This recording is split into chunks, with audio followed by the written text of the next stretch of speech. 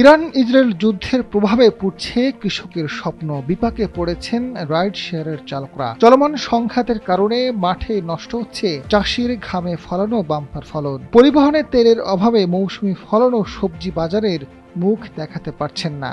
একই সঙ্গে পাম্পে পাম্পে ঘুরে তেল পাচ্ছেন না বাইকাররা। যতক্ষণে তেল মিলছে তাতে দিনের অর্ধেক সময় চলে যাচ্ছে, বাকি সময়ে মিলছে না যাত্রী। এতে আর্থিক ক্ষতির মুখে পড়ছেন তারা। 20 মিনিটের মতো লাইনে ছিলাম।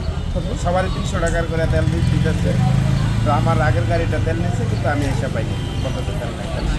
আমি অনেকক্ষণ লাইন ধরে তো আসলাম, পরে তো ওই পিছনে থেকে লাইন ধরে আসলাম। আমাদের কাছে এসে বসে এখন আর তেল পেলাম না।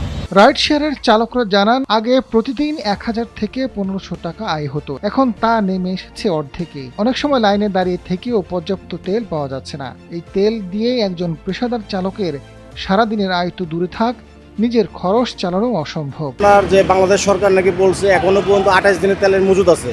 আমি কালকের আগের দিনও তেল ভরছি 150 টাকার, কালকেও তেল ভরছি 150 টাকার। তো এখন এই অবস্থা, আমার ট্যাঙ্কি দেখেন কোনো তেল নেই। তো আমি তেল নেওয়ার জন্য আসলাম, বিভিন্ন পাম্পে বন্ধ। তো এই অবস্থা যদি চলে তাহলে আমরা কীভাবে চলবো? সবই যদি সিন্ডিকেট হয় তাহলে তো আমাদের চলাটা খুব মুশকিল হয়ে যাবে ভাই। হ্যাঁ, অলরেডি আমারও বন্ধ হয়ে যাবে, যেতে যেতে হয়তো বা বন্ধ হয়ে যাবে। যদি বন্ধ হয়ে যায় গাড়িটা বন্ধ করে রাখতে হবে, তাছাড়া তো কোনো উপায় নেই। তেল যদি বন্ধ হয় তাহলে আমরা কী করবো? এদিকে জ্বালানি তেলের সংকটের অজুহাতে ভাড়া বাড়িয়ে দিয়েছেন পরিবহন চালকরা।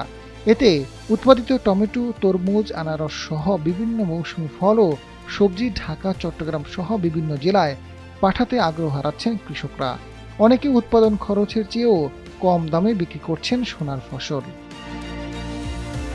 কৃষকরা জানান, পরিবহনের টাকা যোগান দিতে না পারায় খেতে নষ্ট হচ্ছে ফসল। ফলে ফসল থাকলেও তাদের মুখে হাসি নেই। এতে যেমন কৃষকের আর্থিক ক্ষতি বাড়ছে, অন্যদিকে খাদ্য সরবরাহ ব্যবস্থাও ঝুঁকির মুখে পড়ছে। কৃষি সম্প্রসারণ অধিদপ্তরের সরজমিন উইংয়ের পরিচালক মোহাম্মদ ওবায়দুর রহমান মন্ডল জানান, কোথাও তেলের সমস্যা নেই। ভবিষ্যতে তেল পাওয়া যাবে কিনা এমন আতঙ্ক থেকে সবাই পাম্পগুলোতে ভিড় করছেন।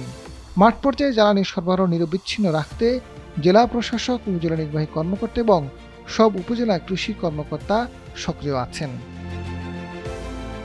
আজাদ ফারুক, সময়ের আলো।